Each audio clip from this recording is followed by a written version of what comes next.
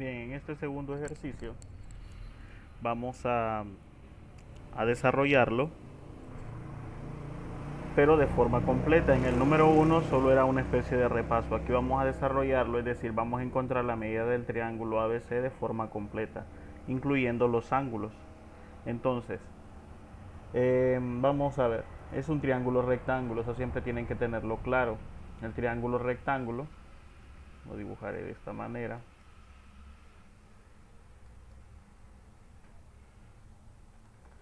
Algo así, el triángulo rectángulo. Entonces nos están dando la medida de los lados A, B y C. Entonces la medida del lado A, el lado A vale 4, el lado B vale 7. Y vamos a encontrar la medida del lado C, que esa no la conocemos. Entonces aplicamos el teorema de Pitágoras, donde C al cuadrado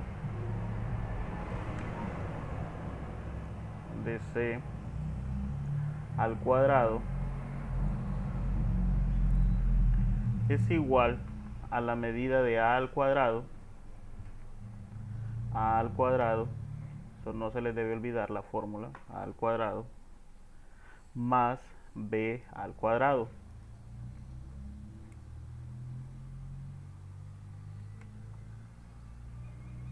Entonces sustituimos los valores. C al cuadrado será igual. ¿Cuánto es la medida de A? A vale 4 al cuadrado. Entonces 4 al cuadrado más la medida del lado B del triángulo al cuadrado. El lado B vale 7. 7 al cuadrado. Estos pasos, si se fijan, son los mismos del ejercicio anterior, no cambia en nada. Al momento de encontrar ya sea la hipotenusa o uno de los catetos del triángulo, el procedimiento sigue siendo el mismo. Entonces, para encontrar la hipotenusa, simplemente desarrollamos el ejercicio que va a ser C al cuadrado, va a ser igual a 4 al cuadrado, esto es igual a 16, más 7 al cuadrado, sería 49. Esto es igual, entonces, 16 más 49, 16 más 49 es igual a 65. Entonces, C al cuadrado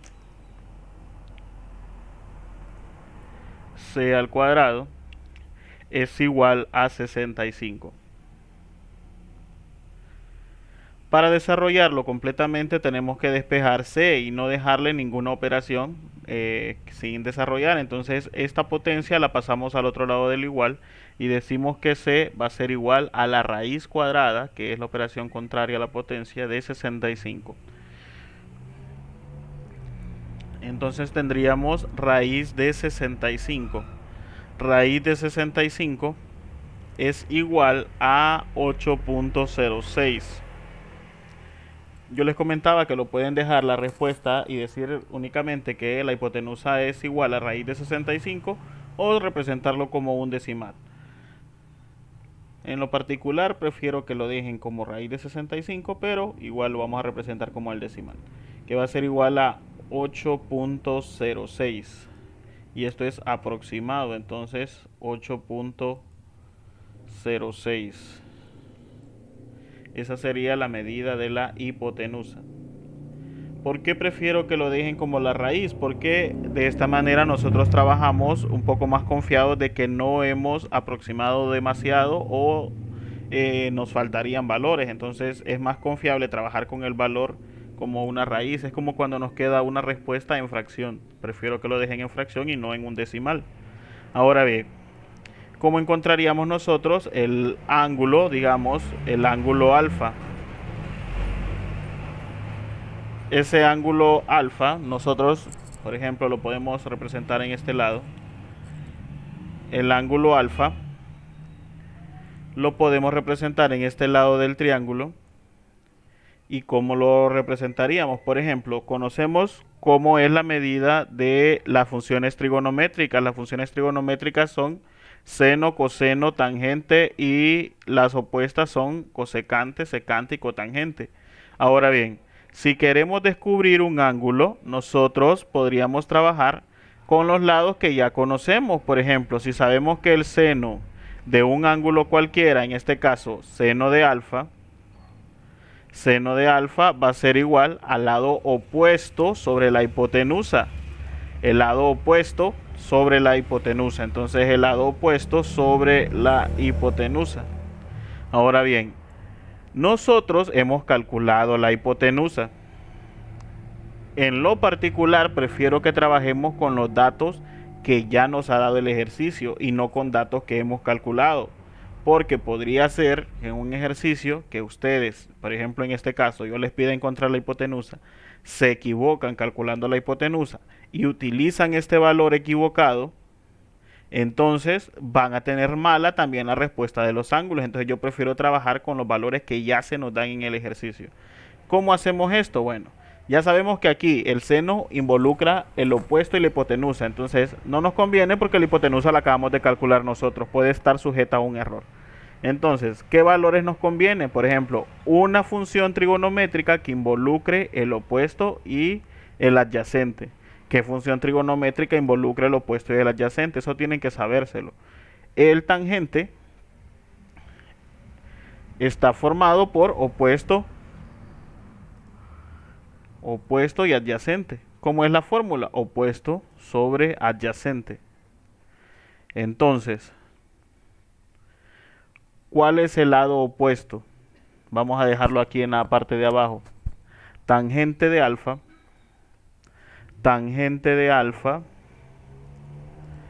será igual entonces al lado opuesto. El lado opuesto vale 4, está frente al ángulo, entonces el lado opuesto vale 4 sobre el lado adyacente que vale 7. Quiere decir que tangente de alfa va a ser igual a 4 sobre 7. Ahora bien, tangente de 4 sobre 7, entonces vamos a decir tangente de alfa será igual a 4 sobre 7. Vamos a desarrollarlo, sería 4 entre 7 igual a 0.5714. Lo podemos aproximar a 3 cifras después del punto y decir que es 0.57 y 1. No lo podemos aumentar aquí porque el valor que sigue es un 4, entonces se mantiene como 0.571. Entonces 0.571.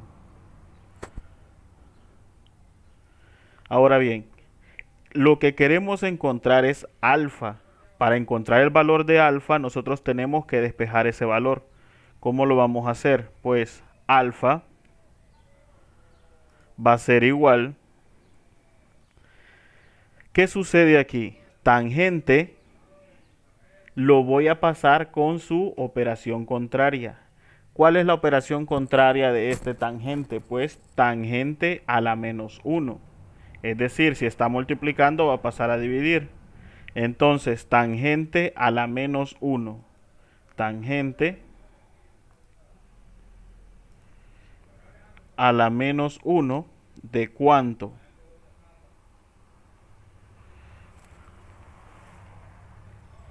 Tangente a la menos 1 de 0.571.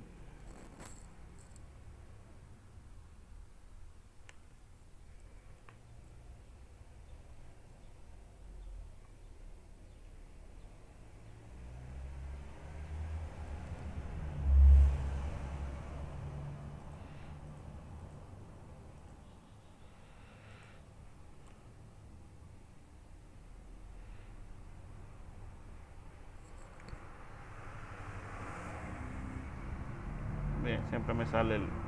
Entonces, ¿cómo lo representamos en la calculadora?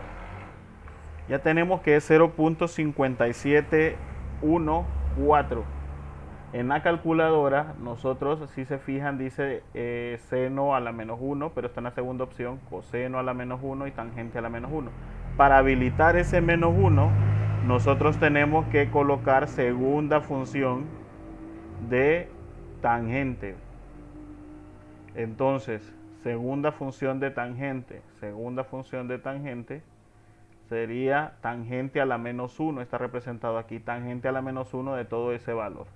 Y le damos igual. Este valor es igual a 29.7.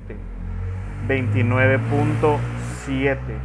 Quiere decir que alfa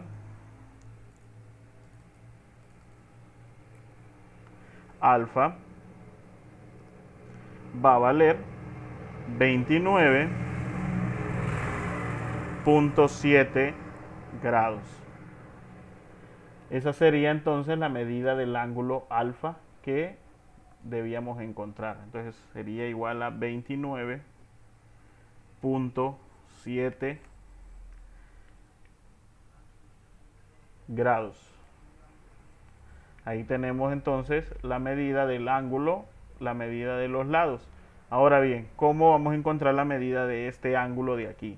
Porque la idea es encontrar todas las partes del triángulo rectángulo. Entonces a este lado lo vamos a llamar beta.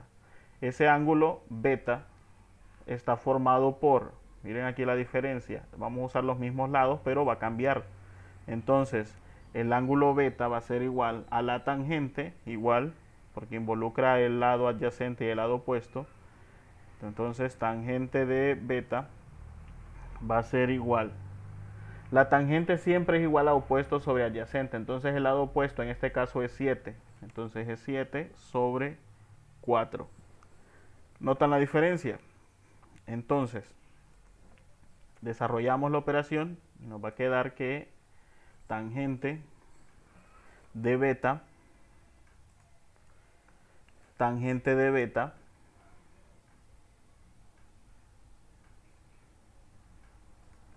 va a ser igual a 7 sobre 4. Lo desarrollamos en la calculadora.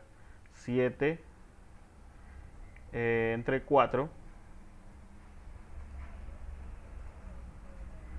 va a ser igual a 1.75. 1.75. Ahora bien, hacemos el mismo procedimiento para encontrar beta, va a ser igual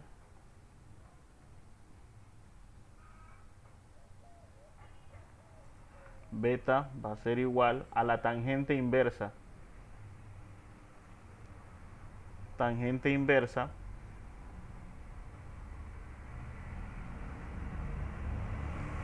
es decir, tangente a la menos 1